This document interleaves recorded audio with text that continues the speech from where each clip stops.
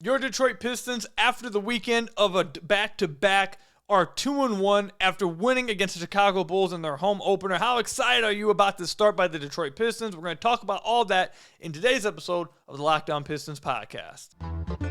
You are Locked On Pistons, your daily Detroit Pistons podcast. Part of the Locked On Podcast Network, your team every day.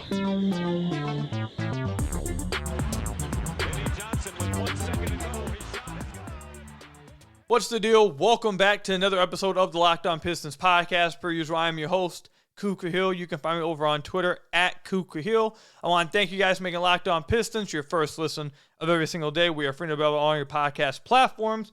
If you haven't already, head to the YouTube channel at Locked On Pistons. Hit that subscribe button. Or leave us a 5-star review on whatever podcast platform you're listening to this on.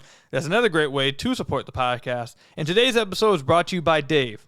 Download Dave today at dave.com/LockedOnNBA. You can earn up to $500 in 5 minutes or less. No credit check, no late fees. I'm recording this right after getting home from the Detroit Pistons home opener.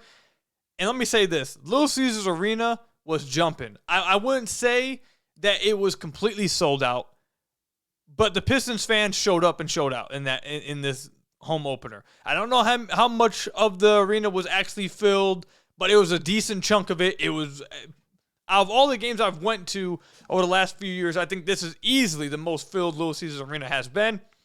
It was easily the most loud I've heard Little Caesars Arena in the games that I've went to since the Blake Milwaukee series.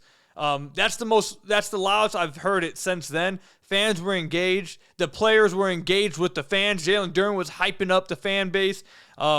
Cade was getting the fan base involved. He was starting. Cade at one point in the game in the third quarter got so upset with the refs.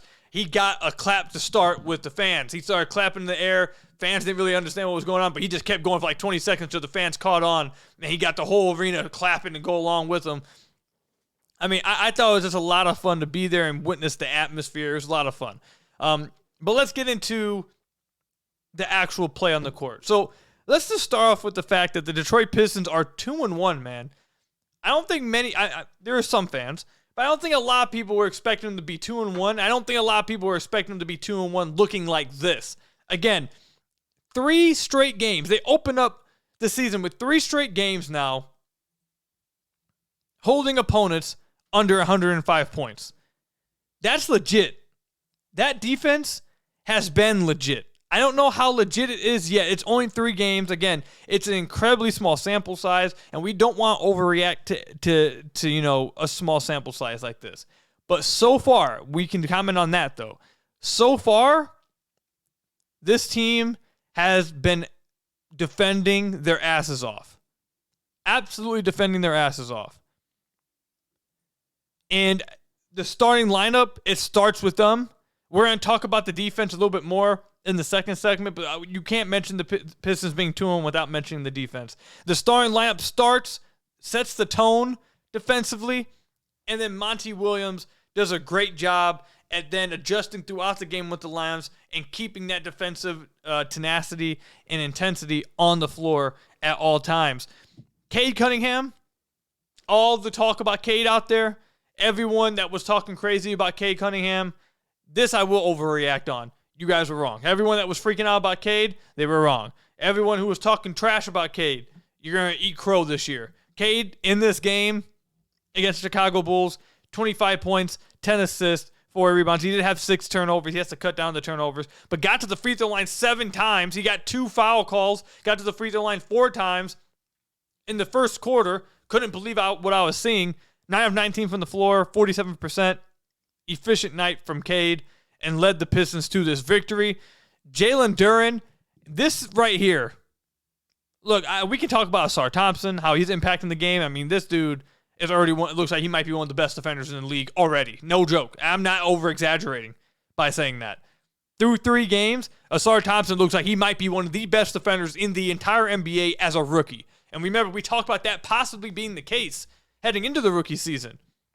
But we're seeing it on display through 3 games. He's been crazy. 12 rebounds, 5 assists, steal, a block, 9 points this game for Ausar Thompson. And he just fills the box score up, man. He just does so many things for the Detroit Pistons. I love Asar, man. I love Asar. We talk about all kinds of players. But Jalen Duren will be the reason. I'm saying it now. If the Detroit Pistons crush their over of 27.5, 28.5, if the Pistons compete for the play-in, if the Pistons are a play-in team, if that were to happen this year, it will be because of Jalen Duren. Now, don't take it too literally. Obviously, the rest of the team will have to play their parts. Cade Cunningham will have to be as good as we think he is. But all that stuff could have been expected. If Jalen Duren is as good as he's looked through 3 games all year, if he's actually making this jump at age 19, if he's making the jump we've seen him, the way he looks like through 3 games so far, he's going to be he will be the reason why the Pistons overachieve this year. I saw my friend Joe Truck tweet this out earlier.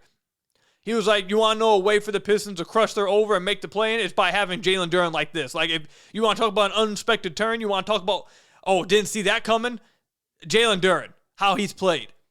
And it's not that, when I say you didn't see it coming, it's not that we thought Jalen Duren wasn't good. It's that he's 19 years old. He was the youngest player in the league last year. Did I think he was going to be elite one day? He was going to be great one day? Yes. I thought maybe when he was like 23, when he gets years under his belt and actually has time to develop. You don't see many guys at age 19 as a center make this huge jump. Usually it takes a little bit. And there's nothing wrong with that. But you rarely ever see that huge of a jump happen immediately. I'm sure Dwight Howard is a name you can think of that maybe made that jump pretty quickly. But looking at the rare instances and just throwing that on to players is not fair before you actually see it happen. Through 3 games, though, look, I know that Cade has been great, and I do think Cade's been their best player. But Jalen Duren's nipping at his heels, man. And that's not because Cade hasn't been great. It just means that both of them have been fantastic.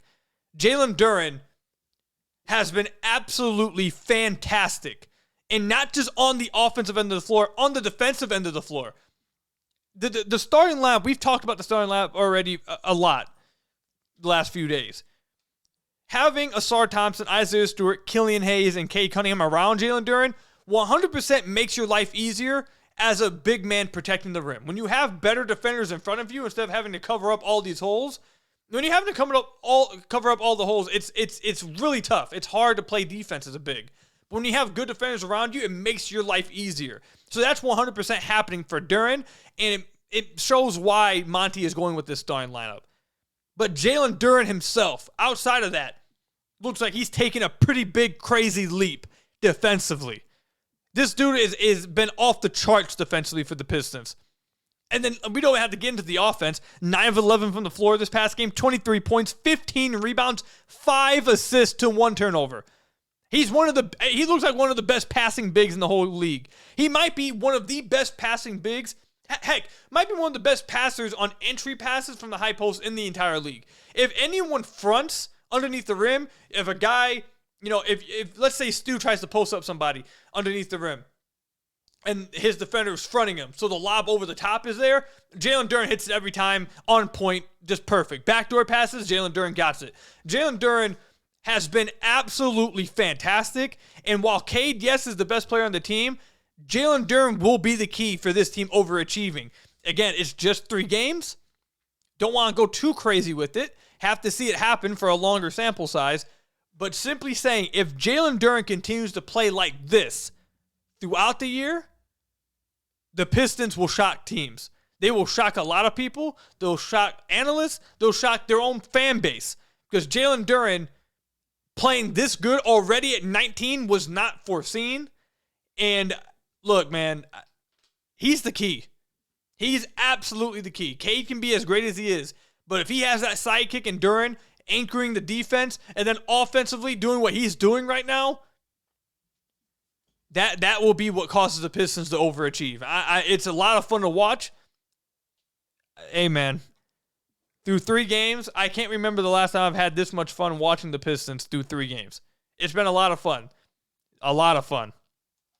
What do you guys think? How much fun are you guys having watching the Detroit Pistons? If you were at Little Caesars Arena for opening night, what did you think about the environment, the how electric was the crowd, how fun was the environment. Let me know all that in the comment section down below or over on Twitter at Kuka Hill. When we come back, I want to talk about the Detroit Pistons defense. It's by far been the reason why they are 2-1, and if they are going to overachieve and shock some people this year, Jalen Duren, Cade Cunningham, the defense will be right there as the top reason why they overachieve as well. We'll talk about why soon. But first, let me tell you guys about one of our sponsors, Dave. So, look, man, a few weeks ago, I'm working. I was a delivery driver a few weeks ago. No longer there. But I was a delivery driver a few weeks ago, and I went over a pothole, destroyed my tire, and I wasn't getting paid for another 2 weeks. So I'm sitting there like, man, I had to go drive my mom's car. I'm like, dude, I can't afford to, fix my car up until a few weeks from now until I get paid with the check.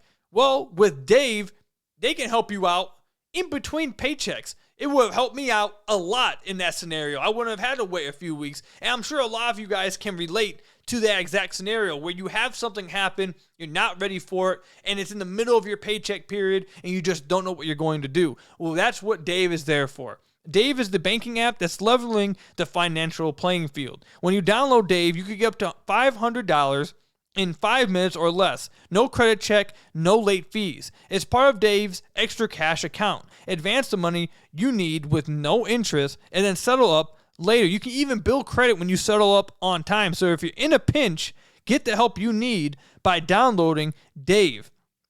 Download Dave today at dave.com/LockedOnNBA. That's dave.com/LockedOnNBA. You can get up to $500 in 5 minutes or less. No credit check, no late fees. Download the Dave app now or go to dave.com/LockedOnNBA. For terms and conditions, go to dave.com/legal. Eligibility criteria and instant transfer fees apply. Banking services provided by Evolve. Member FDIC. Again, that's dave.com/LockedOnNBA, and you could earn up to $500 in 5 minutes or less, no credit check, and no late fees. Now let me tell you about another one of our sponsors, Jase Medical. I don't like being unprepared for anything. I like to really be prepared and be able to attack any kind of shocking event, any surprise that gets thrown at me. And that's something that Jase Medical really helps you with. You want to be prepared for anything life throws at you, and the Jase Medical 5K or the Jase case with Jase Medical now offers customability for your Jase case with dozens of add-on medications. Choose the medications that best fit you and your family's unique needs. Jase case helps you get 5 essential antibiotics to be prepared for anything that life throws at you. You can't get to the doctors, your doctor's out of town, you can't get up to the store to get whatever you need, there's an emergency while you're on the road, whatever. You have the Jase case, now you're all set. Jase is continually working to expand their medication offerings. In those recent efforts, they've added ivermectin as an option in the Jase case. And again, you can also customize your case and add additional life-saving medications based on your unique needs. So go to jasemedical.com and enter code LOCKEDON at checkout for a $20 discount on your order. Again, that's promo code LOCKEDON at jasemedical.com for a $20 discount on your order. So I want to thank you guys again for making Locked On Pistons your first listen of every single day. We're free and available on all your podcast platforms. If you haven't already, head to the YouTube channel at Locked On Pistons, hit that subscribe button, or leave us a 5-star review on whatever podcast platform you're listening to this on. That's another great way to support the podcast. The Detroit Pistons defense has been an absolute shock to me. I did not expect the Detroit Pistons defense to be this good out the gate. I thought the Pistons defense was actually going to be pretty porous to start the year. Heck, throughout this year. And so far, they've absolutely proven me wrong. And it's because they've went with a lineup I don't think anyone expected them to do so throughout the offseason. They're starting Killian Hayes. They're starting Asar Thompson. They're starting Isaiah Stewart all together. Now, spacing-wise, that doesn't seem to make much sense, which is why no one expected them to do that throughout the offseason. But through 3 games, they've went with that starting lineup. And the Miami Heat only scored 103 points. The Charlotte Hornets scored 99 points. And the Chicago Bulls scored 102 points. And of those 102 points, Zach Lavine scored 51 of them. Zach Lavine was on a burner. No one else on the team really could get anything going like that. If it wasn't for Zach Lavine having an absolute flamethrower, it wasn't even like the Pistons weren't playing good defense on Zach Lavine. Zach Lavine, by the way, let me just say, he's underrated. Being at the game, being able to watch him, he's such a joy to watch.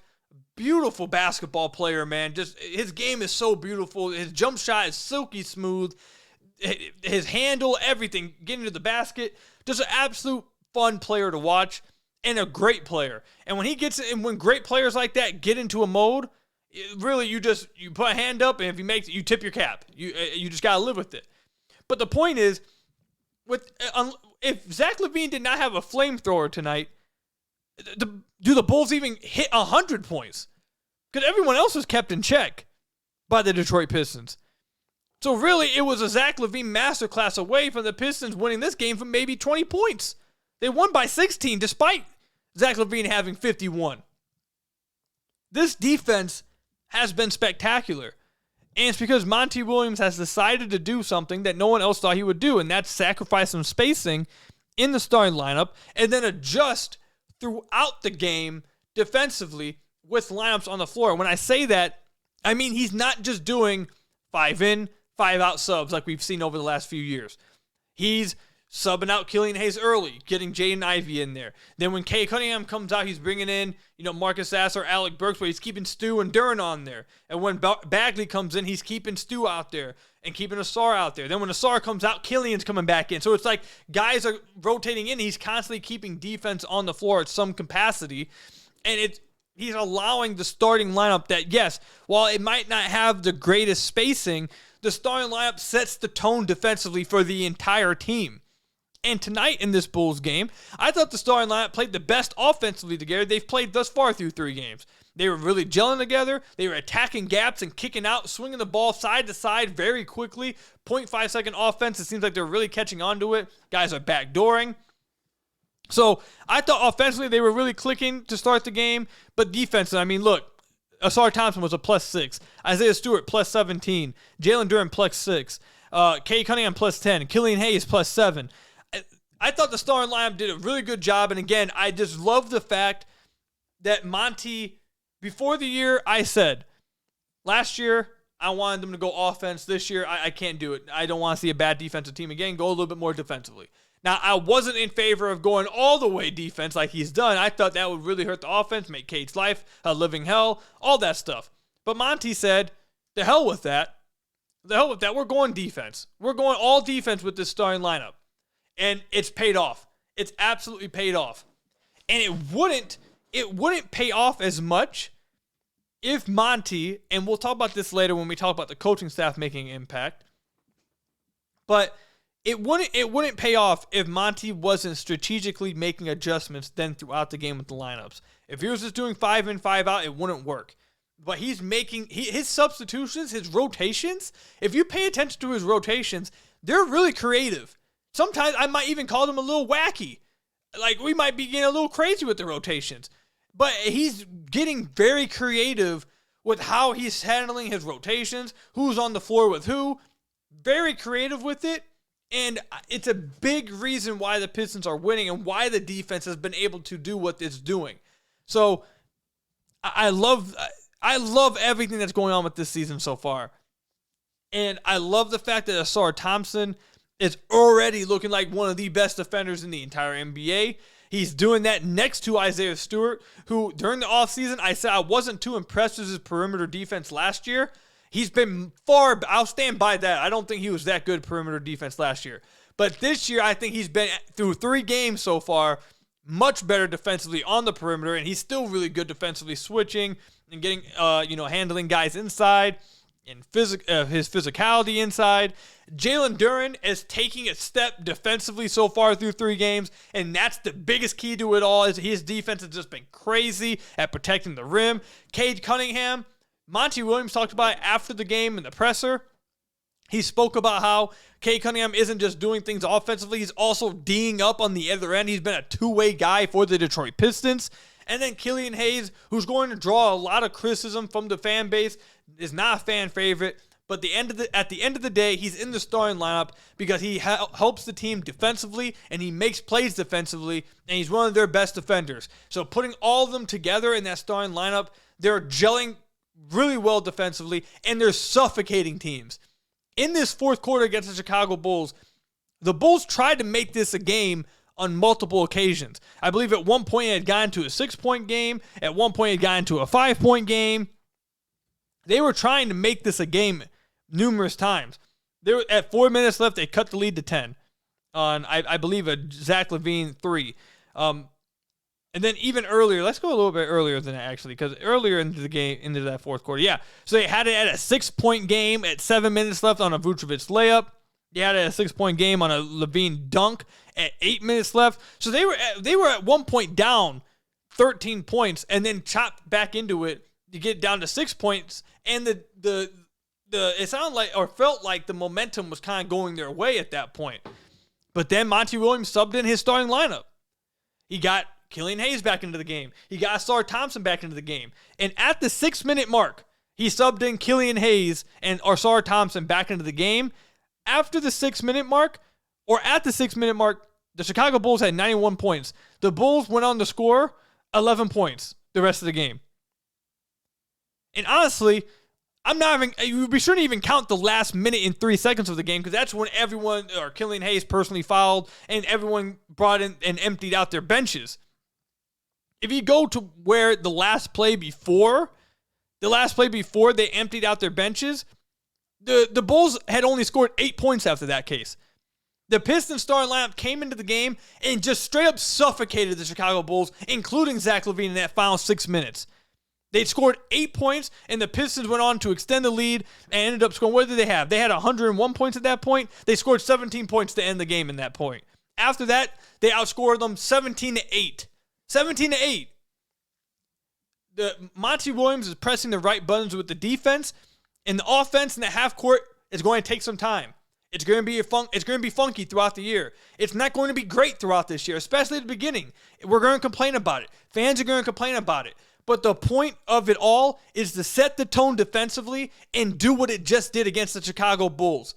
And I don't know about you, with the Pistons sitting at 2-1, with the Pistons not allowing 105 points for 3 straight games, it's worth the trade-off offensively, especially if you can get out in transition, and especially if your bench, led by Alec Burks, led by Marvin Bagley, led by Jaden Ivey, can come in and provide that offensive spark, and your defense can come from your starting lineup. It's paid off so far for the Pistons. Monty Williams, I think, has found the recipe for the Pistons right here, you can't give him enough credit.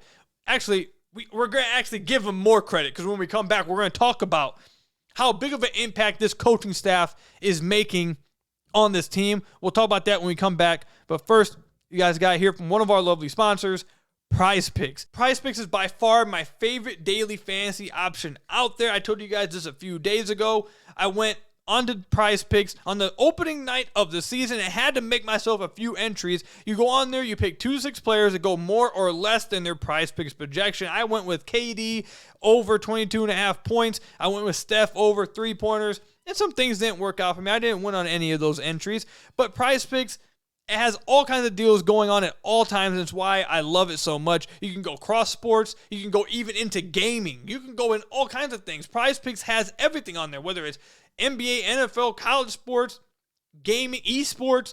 They have everything on there.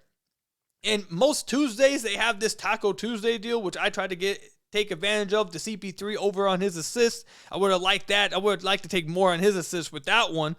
But PrizePicks is absolutely amazing. I love it. I suggest it for all of you guys. Again, you simply pick 2 to 6 players, and you choose whether they go more or less than their PrizePicks projection, and you can win up to 5 times your money on any single entry. So go to PrizePicks.com/LockedOnNBA and use code LockedOnNBA for a first deposit match up to $100. Again, that's PrizePicks.com/LockedOnNBA and use code LockedOnNBA for a first deposit match up to $100. PrizePicks is daily fantasy made easy.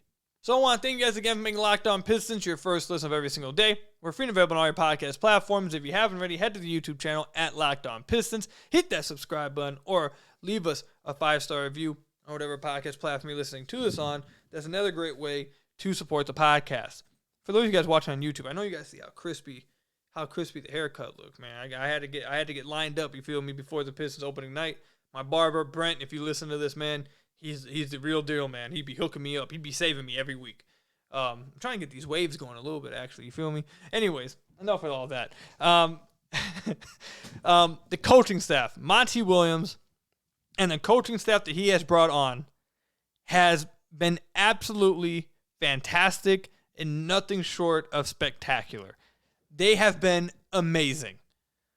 And this is not a shot at anybody at all. It's not a shot at any coaches. It's not a shot at anyone. But you can just notice the difference from this coaching staff to anything the Pistons have had really over the last decade. Some of the things you are seeing from this coaching staff, again, at the end of the first quarter, and actually, was it the first? It was at the end of the second or first quarter. I forget which one it was, but there was 28 seconds left in the game, and Killian Hayes was in the game. And with 28 seconds left, you just let the guys out there ride out, finish the quarter off.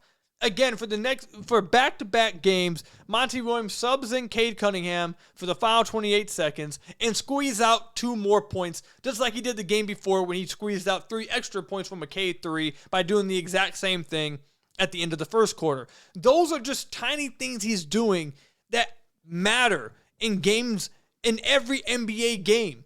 The defensive stuff we talked about earlier, how he's being so strategic and creative with his lineups. You absolutely love to see it. His offense, the 0.5 offense, you're seeing these players pick up on it quick over and over and over again.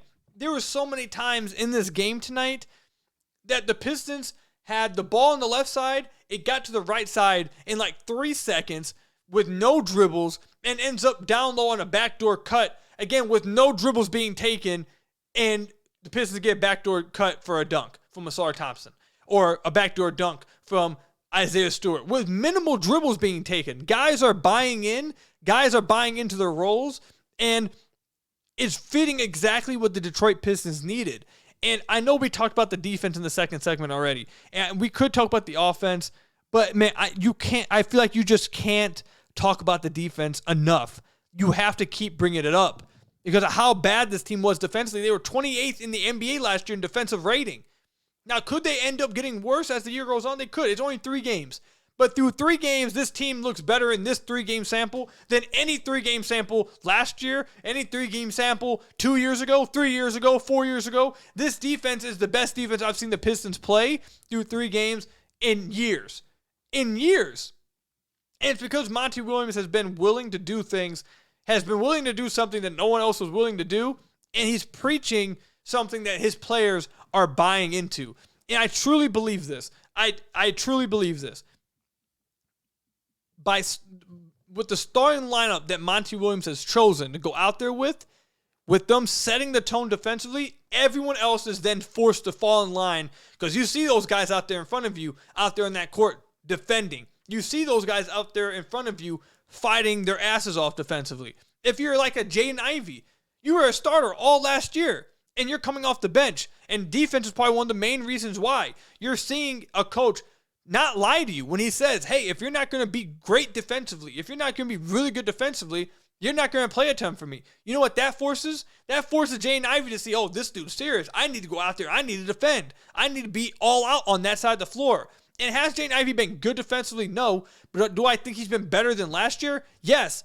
Monty Williams talked about Alec Burks defensively in the presser after the game. Do I think Alec Burks has been good by NBA standards defensively? Probably not. But has he been better than last year? Yes. All these guys, even Marvin Bagley. Do I think Marvin Bagley has been good by NBA standards? Probably not. But has he been better than last year? Yes. Because these guys see that this dude means what he's saying. He's not just talking out the side of his neck. He is. If you're not going to defend, you are not going to play. Killian Hayes is playing in the starting lineup. Is he better than Jaden Ivey? No. Is he a better player right now than Alec Burks? No. But is he a better defender than both those guys? Yes. Is that helping the starting lineup? Yes. Is it helping the Pistons' overall defense? Yes. And what else does it cause to do? It causes Jaden Ivey to then buy in and take pride in defense. It causes Alec Burks to buy in and take pride in defense. It causes other guys, Marvin Bagley, everyone else who touches the floor. I feel like everyone, and Marcus Sasser, everyone that's touched the floor for the Pistons, whether they're actually a good defender or not, you're seeing more effort, you're seeing more energy, you're seeing more physicality from each player on the defensive side of the floor than you ever have at any other point over the last few years for the Detroit Pistons. And it's because Monty Williams has set a bar, he's held everybody to it, and he's coaching his ass off. I can't, and look, Steven Silas, Dan Burke, who has been known as a defensive wizard for years, all on the coaching staff, they've made a huge difference as well. Absolutely have made a huge difference as well. The whole coaching staff, I feel like, has done a tremendous job with this team. I mean, I can go into details about how he's using Isaiah Stewart differently. He's not just floating around the perimeter. They're finding different ways to try to get him easy buckets, to slip him and use him in ways where you're using double bigs and you're using his physicality to beat up on other teams. Not just by, posting up in the low block traditionally. They're finding creative ways to use him. I could talk about how Asar Thompson is being used tremendously as a connector within this offense. I can talk about in this offense this past game, Killian Hayes only takes 5 shots. He makes 2 of 3 from 3. It seems like he bought into a role where, hey, I'm not going to take a lot of shots. I'm here to defend, play, make, and hit my open shots. You can see that. I can talk about how in 14 minutes of action, Marvin Bagley continues to come out and score at an efficient rate because he knows what his role is. My role is to come in for 12 to 14 minutes a game. I'm not going to play 20-plus minutes, but in those 12 to 14 minutes, Monty needs me to come in and provide an offensive spark, and I'll be damn happy to play those 12 minutes and get that offensive spark. Marvin's bought into that. Joe Harris has bought into his role. Jane Ivey isn't out there pouting that he's only playing 20 minutes. He's not out there pouting that he's coming off the bench. He's out there playing his ass off again and giving it everything he's got. This coaching staff has got bought in. I can already see that. Through 3 games, you have buy-in from everybody in this rotation, I should say. And it's been absolutely fantastic to see. Absolutely love seeing it. And I think this coaching staff, look, it's only been 3 games. You don't want to go too crazy with it again, as I've said over and over and over. But they've been absolutely fantastic through 3 games. And the Pistons fans should be absolutely excited that this is the coaching staff that they have now this year and moving forward. But that's all I've got for you guys today. Let me know what you guys think about everything you've seen from the Pistons so far in the comment section down below or over on Twitter at Kuka Hill. I'll catch you guys in the next one. Stay safe out there. Hit that subscribe button to the YouTube channel. Leave us a 5-star review, whatever podcast platform you're listening to this on. And until next time, I'll see you guys later. Stay safe. Go Pistons. Until next time, peace out.